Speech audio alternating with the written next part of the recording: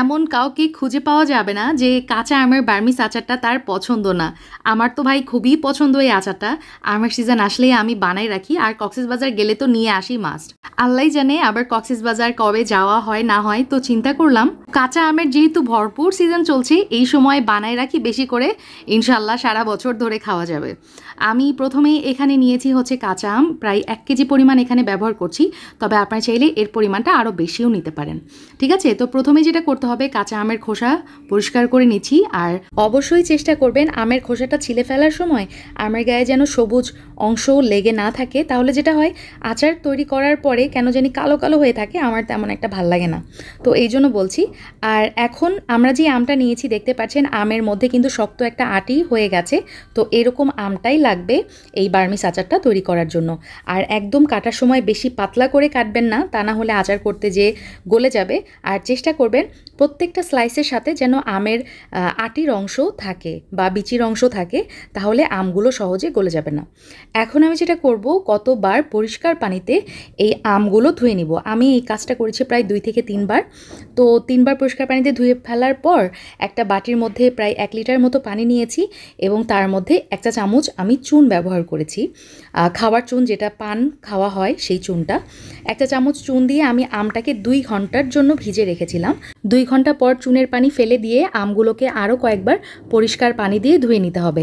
আর চুনের পানিতে আমগুলো ভিজে রাখার কারণ হচ্ছে, আপনারা যারা কক্সবাজারের বার্মিজ আচার খেয়েছেন তারা সবাই জানেন এই আচারটা খেতে একটু কচকচা টাইপ টেস্ট হয়, তো এই কচকচা ভাবটা কিন্তু এই চুনটা নিয়ে আসবে।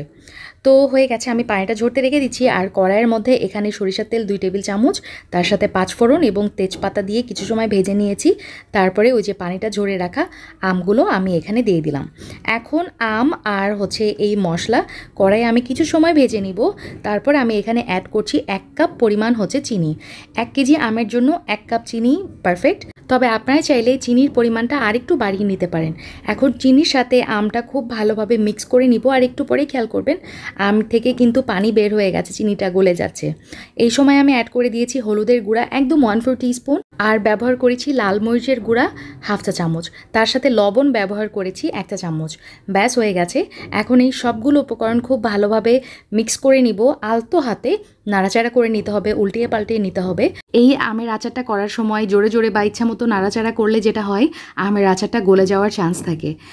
আচ্ছা, দেখতেই পাচ্ছেন আমার আচারে খুব সুন্দরভাবে বলক চলে আসছে, আর এই পানির মধ্যেই কিন্তু আমরা আমটাকে কুক করে নিব, আচারটাকে রান্না করে নিব। আর আস্তে আস্তে খেয়াল করবেন আমের কালারটা কিন্তু আস্তে আস্তে চেঞ্জ হতে থাকবে, আর ট্রান্সপারেন্ট একটা টেক্সচার চলে আসবে, একটা আঠালো টেক্সচার চলে আসবে। আসলে এটাই আমি চাচ্ছিলাম, আর দেখতে এখনই যে লোভনীয় লাগছে মাশাল্লাহ। এখন আমি ব্যবহার করব আমার ভালোবাসার মশলা, আমার আচারের সিক্রেট মশলা। এই মশলাটা যে কোনো আচারের জন্য একবারে পারফেক্ট। এই যে স্ক্রিনে কতগুলো মশলা দেখতে পাচ্ছেন, এই মশলাগুলো তাওয়াতে কিছু সময় টেলে নিয়েছি, তারপরে এটা ব্লেন্ডারে ব্লেন্ড করেছি। সরিষা এবং আস্ত জিরা 1 চামচ করে আছে, তাছাড়া বাদবাকি মশলা সব 1 টেবিল চামচ করেই আমি ব্যবহার করেছি। আর আমার ভালোবাসার মশলার রেসিপি যদি ডিটেলসে দেখতে চান তাহলে ইউটিউবে জাস্ট একটু সার্চ দিতে হবে ভালোবাসার মশলা, তাহলেই চলে আসবে। তো যাই হোক, সেই মশলাটা দিয়েছি আমি আচারের মধ্যে, এবং দেখতেই পাচ্ছেন আমার আচারটা কিন্তু একদম রেডি। চুলাতে আমি জাল করে নিয়েছি মশলাটা দেওয়ার পর প্রায় 2 মিনিটের মতো। আর এই মশলাটা দিয়ে বেশি সময় জাল করতে হবে না, কিছু না, 2 মিনিট জাল করে চুলা থেকে নামিয়ে নেবেন, দ্যাটস ইট। আপনি চাইলে নামানোর আগে 1 চা চামচ মতো এখানে ভিনেগার ব্যবহার করতে পারেন, তাহলে এই আচারটা আরও 1 বছর পর্যন্ত ভালো থাকবে ইনশাল্লাহ। আর যদি না করেন তাহলে এই আচারটা প্রায় 3 থেকে 4 মাসের মতো ভালো থাকবে। পার্সোনালি এই আচারে আমার ভিনেগারের স্মেল পছন্দ না, এই জন্য আমি ব্যবহার করিনি। আপনারা চাইলে করতে পারেন। সো ইনাফ ফর টুডে, ইনশাল্লাহ আবার দেখা হবে। সবাই ভালো থাকবেন। আল্লাহ হাফেজ, আসসালামু আলাইকুম।